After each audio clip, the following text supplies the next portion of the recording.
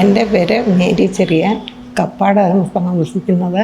പനിയൊക്കെ വന്ന് എനിക്കിത്തിരി വിഷമം പോലെ തോന്നി. നേരെ ഹോസ്പിറ്റലിൽ അഡ്മിറ്റാക്കി.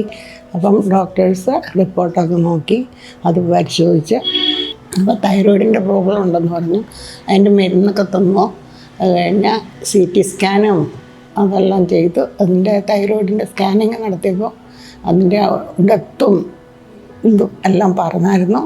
അത് കഴിഞ്ഞാൽ പിന്നെ ഓപ്പറേഷൻ ചെയ്യണമെന്ന് പറഞ്ഞു. അപ്പം ഞാൻ ആദ്യം എനിക്കൊരു ഇതായിരുന്നു. അപ്പോൾ എല്ലാവരും മക്കളും എല്ലാവരും സപ്പോർട്ട് ചെയ്ത് ചെയ്യാമെന്ന് പറഞ്ഞപ്പം ഞാൻ ഓക്കെ പറഞ്ഞു. ഒരു ഹെൽത്തില്ല എന്ന് പറഞ്ഞ് കുറച്ച് ഭക്ഷണം കഴിക്കാനൊക്കെ പറഞ്ഞായിരുന്നു. അതിലൊക്കെ കുറച്ചൊക്കെ കഴിക്കുമായിരുന്നു. അവസാനം ഞാൻ നിർബന്ധിച്ചു എനിക്ക് ഇവിടെ തന്നെ ചെയ്താൽ മതി. ഡോക്ടേഴ്സിനെ കണ്ടു. ഡോക്ടേഴ്സുമായിട്ട് സംസാരിച്ചപ്പം എല്ലാവരും എനിക്ക് നല്ല കോൺഫിഡൻസ് ആയിരുന്നതുകൊണ്ട് നേരത്തെ തൊട്ട് എനിക്ക് ഹോസ്പിറ്റലിൽ പരിചയവും എല്ലാം ഉണ്ടായിരുന്നു. അത് കാരണം ഹോസ്പിറ്റൽ ചെയ്തു. ഡോക്ടർ ജോർജ് ആയിരുന്നു സർജൻ. അദ്ദേഹത്തിൻ്റെ സപ്പോർട്ട് എനിക്ക് ഭയങ്കരമായിട്ട് ഇത് ചെയ്തു. ആ സപ്പോർട്ടിൽ ഞാനത് ചെയ്തു.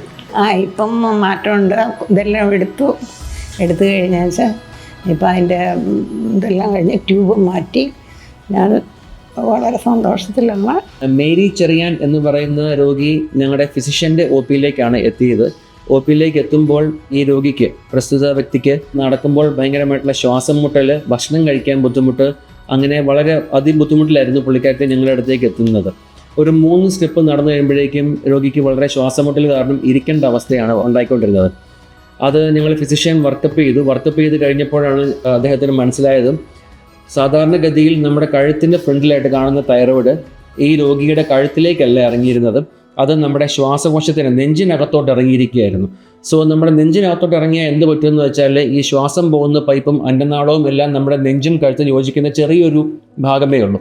അതിലേക്കോട്ട് ഇതും കൂടെ ഇറങ്ങി കഴിയുമ്പോൾ ഈ അന്നനാളവും ശ്വാസം പോകുന്ന പൈപ്പും എല്ലാം കണ്ടമാനം പ്രസ് ചെയ്യുമ്പോൾ രോഗിക്ക് ശരിക്കും ശ്വാസം വലിക്കാനോ അല്ലെങ്കിൽ ഭക്ഷണം ശരിക്കും കഴിക്കാൻ പറ്റാത്ത ഒരവസ്ഥ വരും. ഈ പ്രസ്തുത രോഗിയുടെ CT സ്കാൻ എടുത്ത് നോക്കിയപ്പോഴാണ് ഞങ്ങൾക്ക് മറ്റൊരു കാര്യം മനസ്സിലായത്. ഇത് ഈ ശ്വാസം പോകുന്ന പൈപ്പും അന്നനാളവും പ്രസ് ചെയ്യുക മാത്രമല്ല, ആ മുഴ, തൈറോയിഡിലെ മുഴ നെഞ്ചിലേക്ക് ഇറങ്ങി അതങ്ങ് താഴെ അയോർട്ട എന്നും പറഞ്ഞൊരു മേജർ രക്തക്കുഴലുണ്ട്. നമ്മുടെ ഹാർട്ടിൽ നിന്ന് വരുന്ന രക്തക്കുഴലാണ്. അയോർട്ടയാണ് നമ്മുടെ ഹൃദയത്തിൽ നിന്ന് വരുന്ന ഏറ്റവും വലിയ രക്തക്കുഴൽ. ആ രക്തക്കുഴലിൽ നിന്നാണ് ബാക്കി നമ്മുടെ ശരീരത്തിലേക്കെല്ലാം രക്തം പോകുന്നത്. ആ അയോർട്ടയുടെ കീഴെ വരെ അങ്ങ് ഇറങ്ങിപ്പോയിട്ടുണ്ട്. അതായത് നെഞ്ചിൻ്റെ പകുതിയോളം അങ്ങ് ഇറങ്ങി വന്നിരിക്കുകയാണ് ഈ തൈറോയിഡ് ഗ്രന്ഥി. ഇങ്ങനെയുള്ള അവസ്ഥകളിൽ നമുക്ക് ചെയ്യാൻ പറ്റുന്നതെന്ന് വെച്ചാൽ നെഞ്ച് തുറന്ന് ഉള്ള സർജറിയാണ് യൂഷ്വലി നമുക്ക് ചെയ്യുന്നത്. പക്ഷേ ഈ രോഗിയുടെ ആരോഗ്യവും പ്രായവും എല്ലാം കണക്കിലെടുക്കുമ്പോൾ ഈ നെഞ്ച് തുറന്നുള്ള സർജറി ചെയ്ത് കഴിഞ്ഞാൽ രോഗിക്ക് അതിന് ശേഷമുള്ള റിക്കവറി ഭയങ്കര ബുദ്ധിമുട്ടായിരിക്കും. കാരണം നെഞ്ച് തുറന്ന് കഴിയുമ്പോൾ നാച്ചുറലി ഭയങ്കര വേദനയായിരിക്കും. അതുപോലെ ICU കുറേ നാൾ സ്റ്റേ, ഭക്ഷണം കഴിക്കാൻ കുറേ ബുദ്ധിമുട്ടും എല്ലാം കാണും. സോ ഞങ്ങൾ എന്ത് തീരുമാനിച്ചു വെച്ചാൽ ഞങ്ങൾ കഴുത്തിലൂടെ തന്നെ അത് എടുക്കാൻ തീരുമാനിച്ചു. കഴുത്തിൽ മുറിവുണ്ടാക്കി നമ്മൾ ഈ നെഞ്ചിനകത്തോട്ട് പോകുന്ന തൈറോയിഡ് വളരെ ഡെലിക്കേറ്റായിട്ട് നമ്മൾ സ്ലോലി എടുത്തു. അയോർട്ടയിൽ നിന്നും എല്ലാം വേർപെടുത്തി ഇത് നെഞ്ചിനകത്തുള്ള മുഴ മുഴുവനായി നമുക്ക് കഴുത്തിനകത്തോടെ തന്നെ എടുത്തു മാറ്റാൻ പറ്റി. അതിനുശേഷം രോഗി നെക്സ്റ്റ് ഡേ തന്നെ രോഗി ഭക്ഷണം കഴിച്ചു. ശ്വാസം വിടാനുള്ള ബുദ്ധിമുട്ടോ ശ്വാസം മുട്ടലോ ഭക്ഷണം കഴിക്കാനുള്ള ബുദ്ധിമുട്ടോ എല്ലാം പൂർണ്ണമായും ഭേദമായി രോഗി വളരെ സുഖമായി ഇരിക്കുന്നു. Thank you.